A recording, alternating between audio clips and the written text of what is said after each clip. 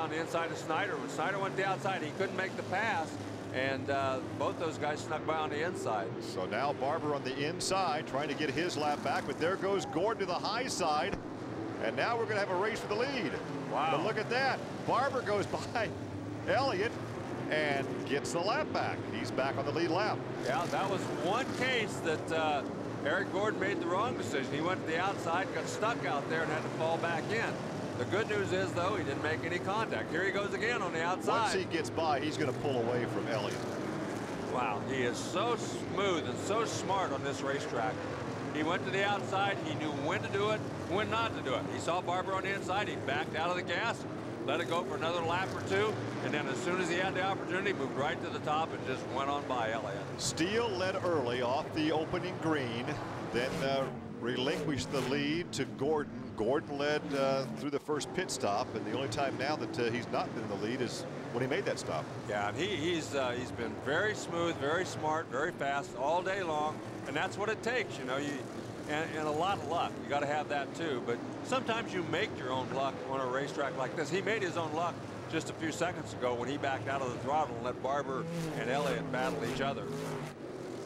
Well, Barber's right in front of him on the tail end of the lead lap. Yeah, Shauna Hogue right in front of them. She got restarted after that little incident a while ago, and you can see that car wiggling around on her quite a bit. Generally, he goes by the high side of the 14 car.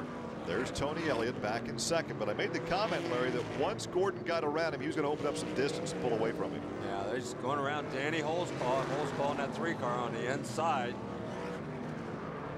So Elliott trying to hang on to second spot. And look at this. Barber and Eric Gordon. Eric Gordon puts Barber a lap down, and I'm sure he doesn't like that. There's Shauna right in front of Barber.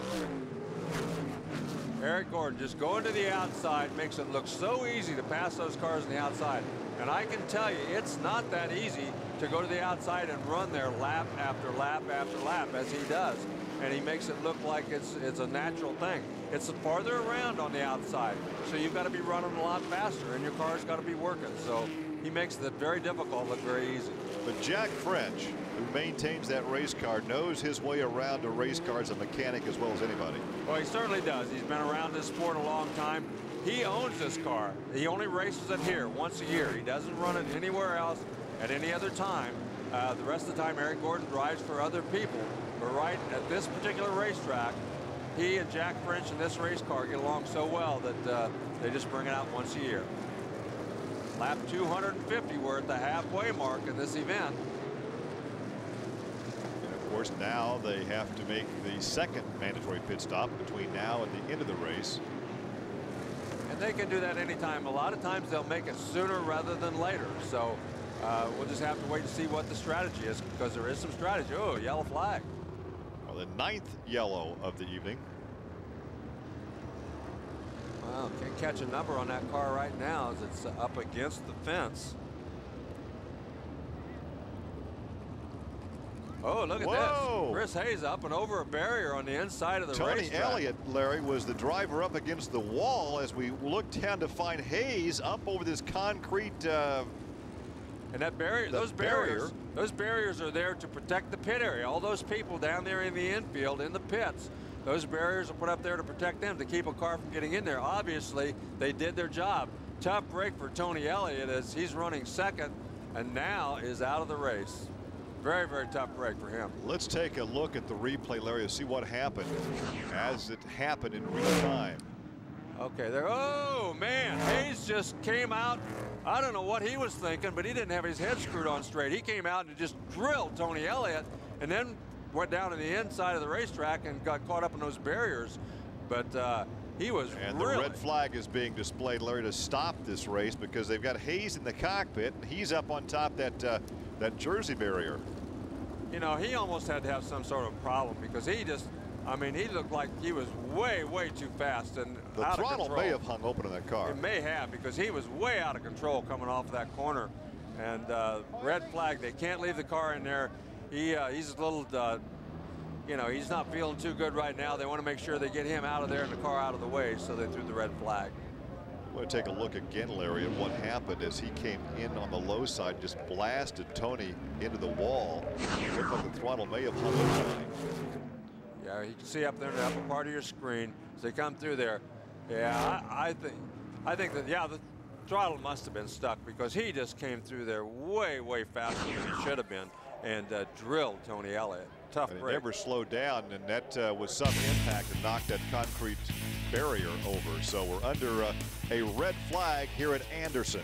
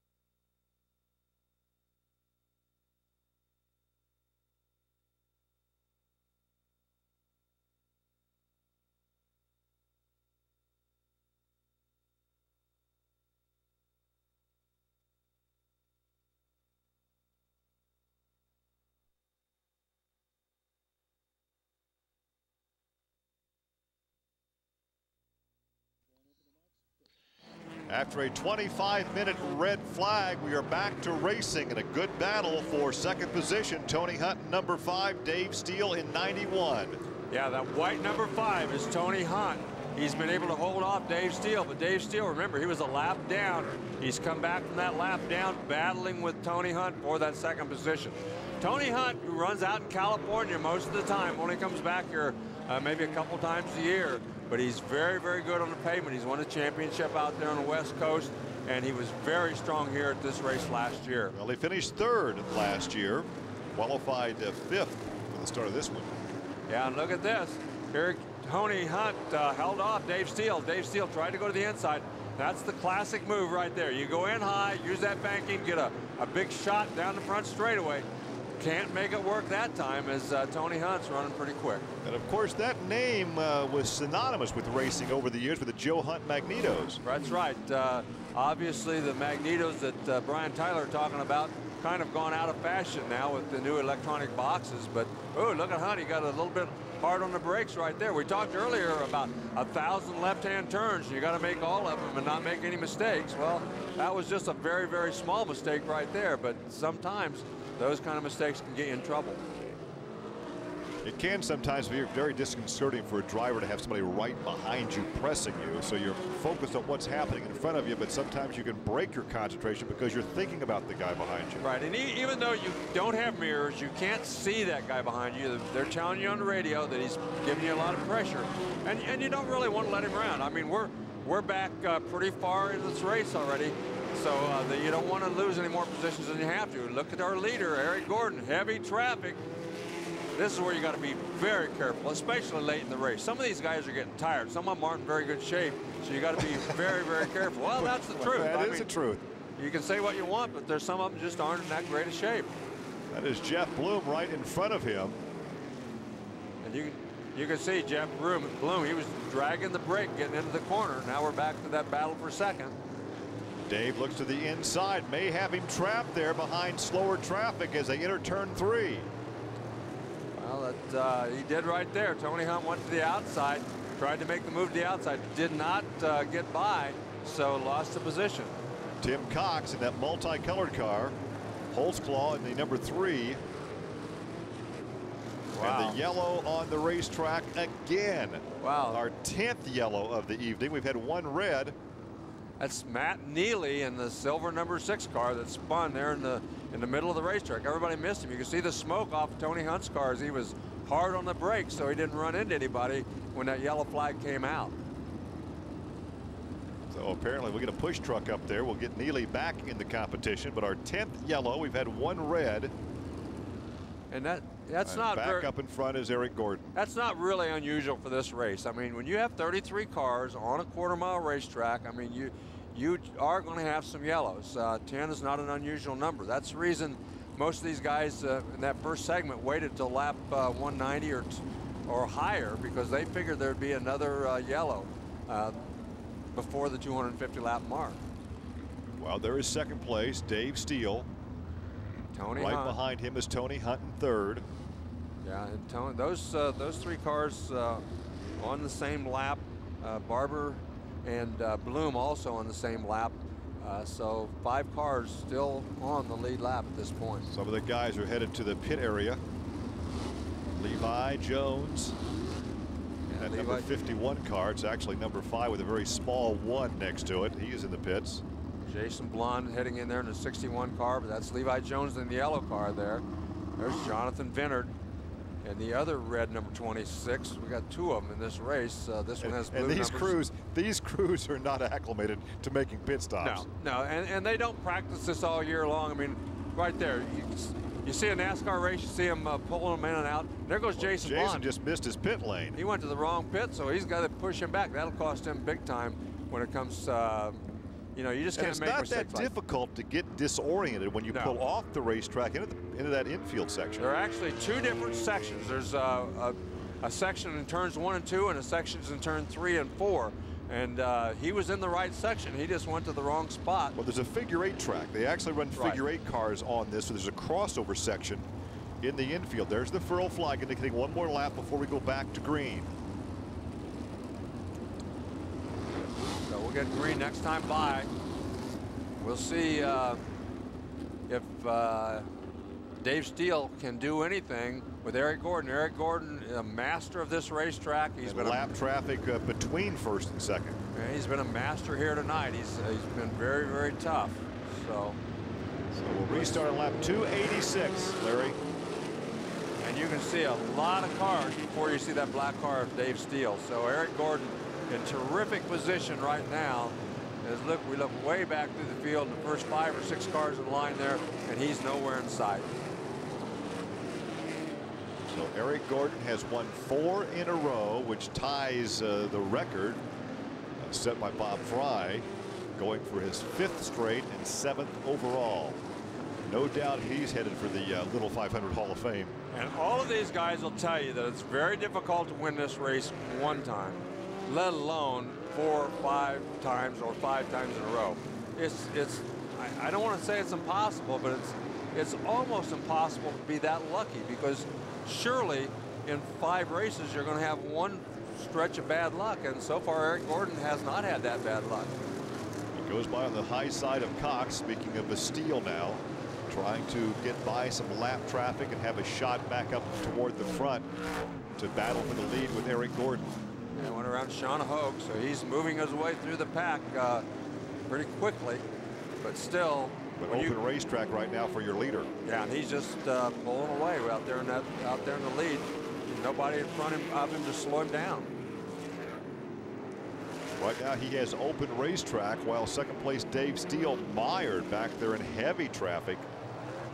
Both of these guys must make another pit stop before the end of the race. So right now, all Dave Steele's trying to do is get up there and get close enough to him that when he makes his pit stop, he'll have the opportunity to maybe move in front with a good pit stop.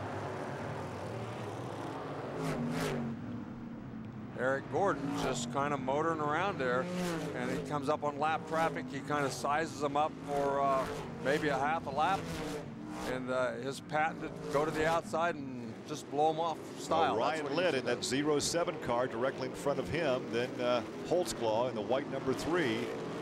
This, of course, is where he's being told on his radio hookup with the crew, you know, what kind of a gap he has over second position. You can see right there, he's trying to, there he goes. Litt let him go. Litt just got out of the way and said, go ahead. That's good sportsmanship in his part. He knows he can't win the race, so he gets out of the way. Now he pulls up on the Holtzclaw and goes by him on the high side. Holtzclaw, too, just held the bottom line. As long as you hold on the bottom and you run straight, you're not in anybody's way, that's okay. You know, you're not expected to move over and let them pass you. All you have to do is give them room to pass you if they're faster. There's lap 300 now being completed, so 200 laps to go. Well, and as you say, some of these drivers are beginning to, as we say, fall out of the saddle. still a long way to go. Still, even though Eric Gordon has done well to this point, still got a long way to go. There's Dorman Snyder. is just getting lapped. Remember, he started up near the front. And here's Steele. Wow. And a yellow again on the racetrack. Our 11th yellow of the afternoon, and this one is, I say in the afternoon, it started late afternoon of the evening. Caution on the racetrack now for debris on the racetrack. That is the first yellow for debris this evening.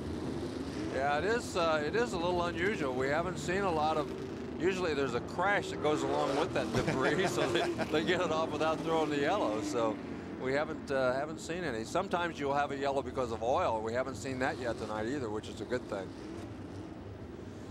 Well, just a couple laps ago, Dave Steele and Tony Hunt had occasion to put their stomach in their throat as they kind of hooked up for a couple laps. Now watch this. Well, Steele's the reason for the debris. Well, that's Barber. That's right. Barber. Yeah, Barber right in front of him, and Steele banged into the back of him. Oh, it looks like he might have got hung up with together. him.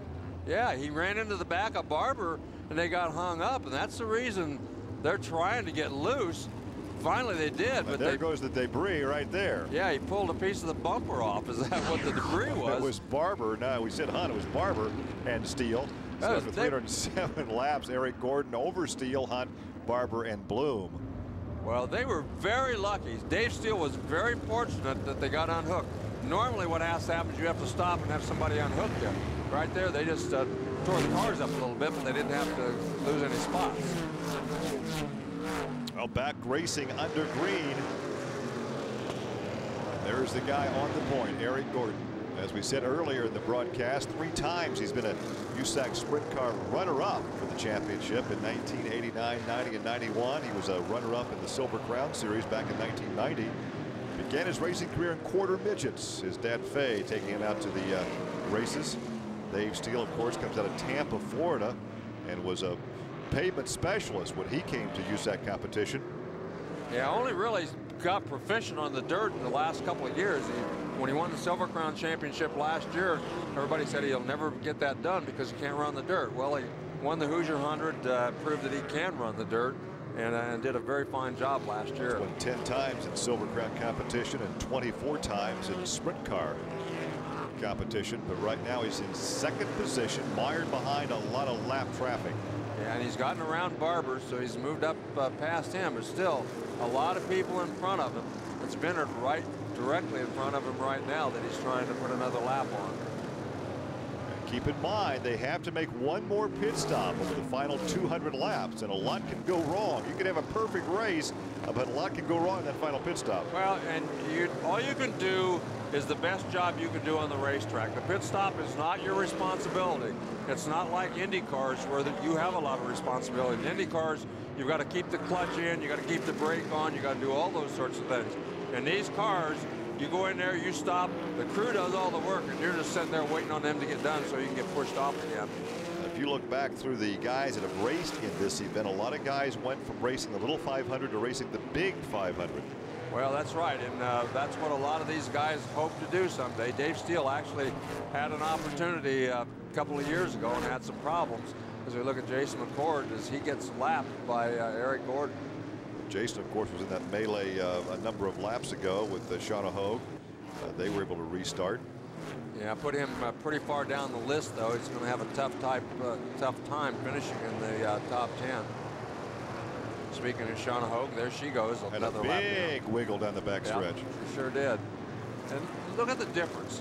I mean, Eric Gordon is on the outside like he's on a string, just going by these guys. All these guys on the inside where the actual groove of the racetrack is, and they're wiggling around, they're trying to hang on and slipping and sliding, and he just looks like everything is absolutely perfect on that race car. Of course, these guys are running with the assistance of power steering. Can you imagine what this race would be like 25, 30 years ago without some assistance in the steering department?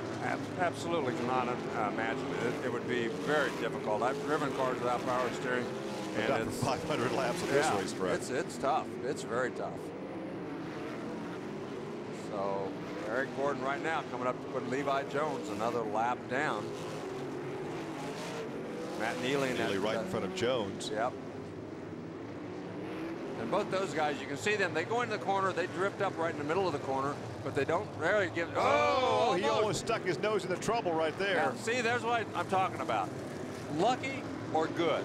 That case, he was very good. He anticipated what Levi Jones was going to do, and he got on the brakes in time.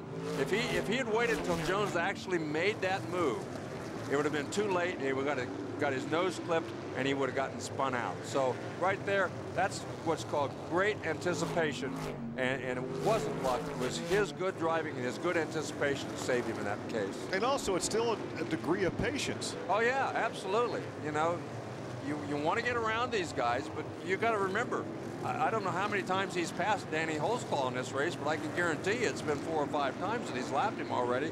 And every time you kind of learn. You kind of learn what he's going to do, where he's going to be, and you kind of put that in your memory bank. So the next time you get up there, he'll remember that Levi Jones is not going to give him room on the bottom. He'll have to go around on the outside. Ryan Litt stays low, and he goes by him. Now then he's coming up on Matt Neely. Matt Neely in that 7th silver car.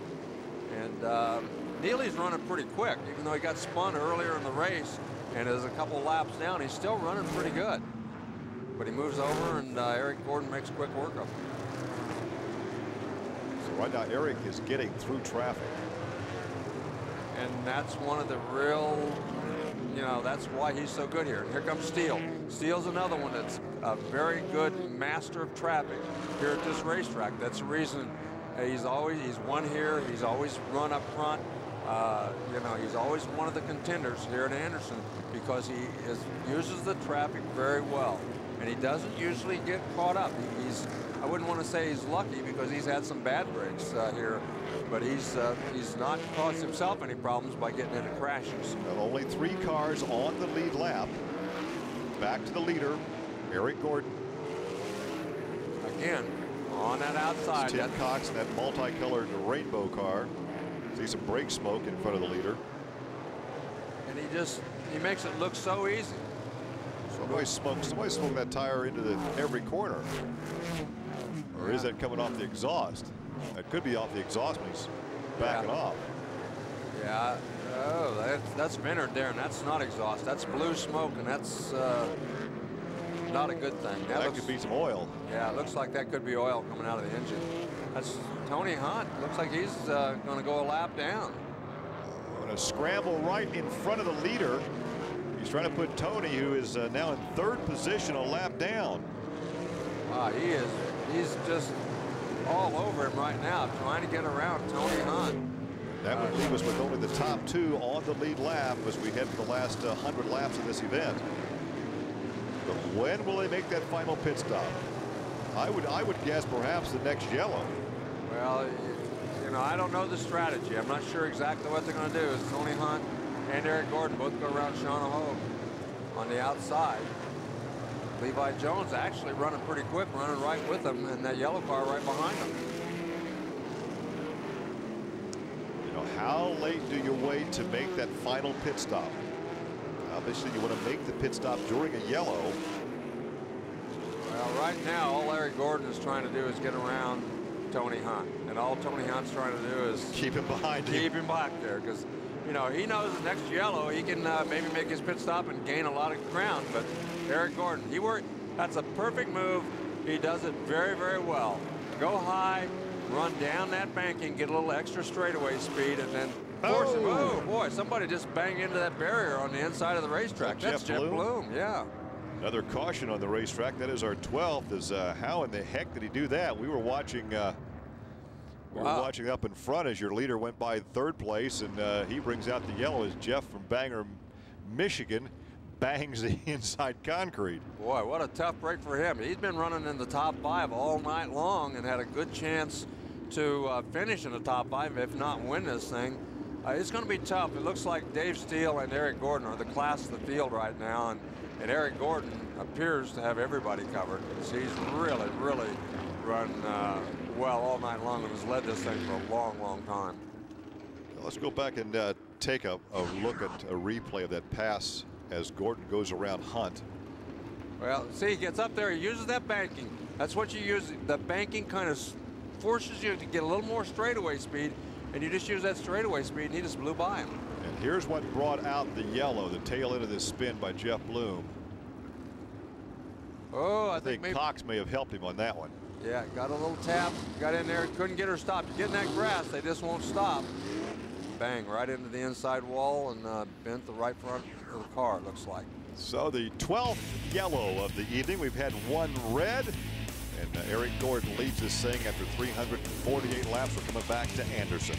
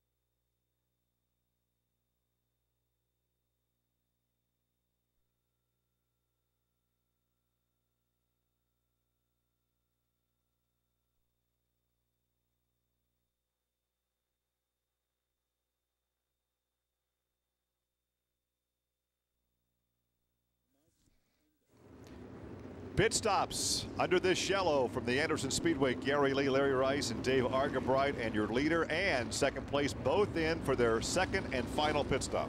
Boy, they certainly are, and this is a very, very critical time. Tony Hunt stays on the racetrack, and looks like there are no tire change. Yeah, the right rear is going to go on.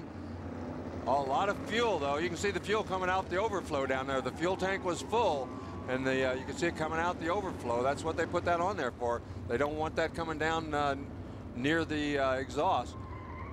See how much quicker Eric Gordon got out of the pits? As soon as they let that jack down, the truck was pushing. The push truck was there. And the push truck here, it took him about 10 seconds to pull up there and start pushing. That's a huge difference, and it doesn't seem like much, but in track time, that's a huge difference. And just the fact that you've got that guy there, and I don't, you know, I don't know that this happens, but I would not be surprised if there's not some deals made before that race saying, hey, pal, you watch my car when it comes in. I want you there ready to push as soon as he gets ready.